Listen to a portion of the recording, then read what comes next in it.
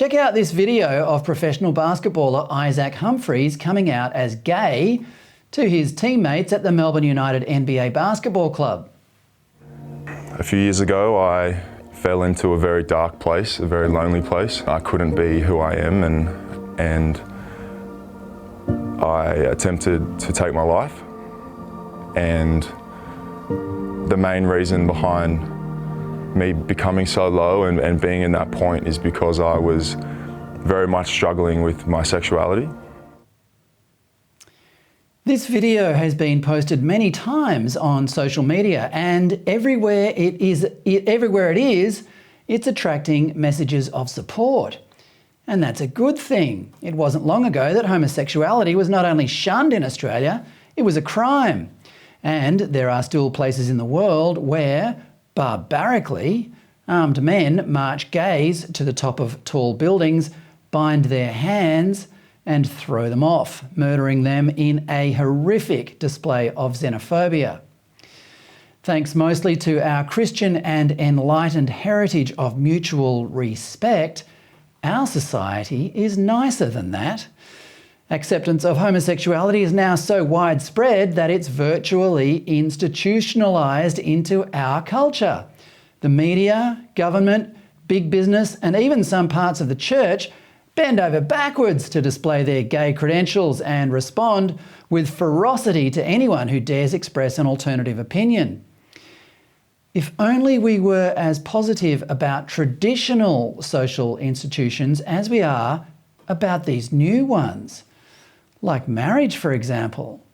My colleague Nick Cater wrote a piece for The Australian this week that inadvertently exposed how hostile large parts of Australian society now are to what for centuries has been the bedrock of our civilisation.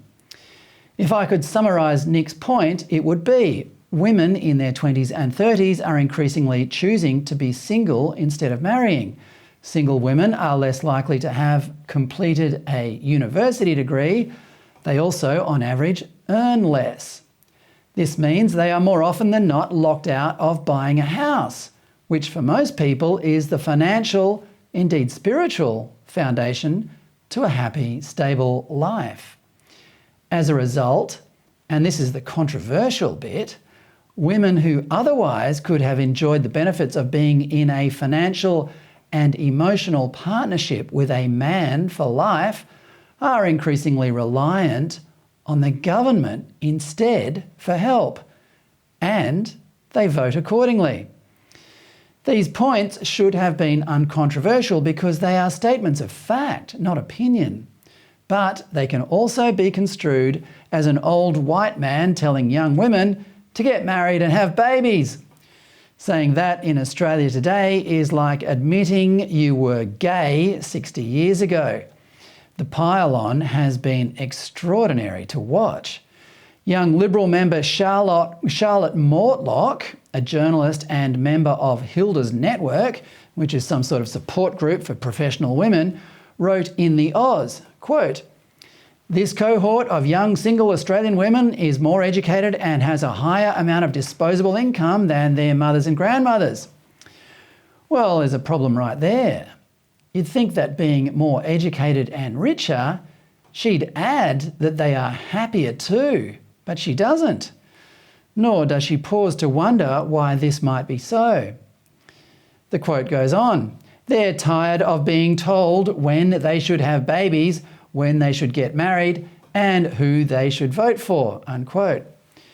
To be clear, Nick Cater's piece said none of this, except that family formation creates personal fulfilment and social stability. Mortlock went on, quote, "Young single Australian women don't need husbands. They need and deserve legislation and political parties to talk to them, not about them," unquote.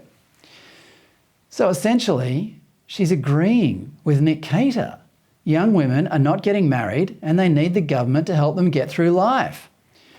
Judging by the response to Mortlock's piece, the government will help them too. Labor long ago abandoned defending families and instead now jumps on whatever social trends the media pushes. But the Liberal Party, The party founded by Robert Menzies to defend the interests of middle-class families? Well, it's on board too. Liberal leader of the Senate, Simon Birmingham, tweeted, "Go Charlotte! Your mission to have more women influence the party at every level and in every way is spot on." Righto, Burmo. If women need to exercise more influence in the party, then men like you should step aside, mate. You're just in their way.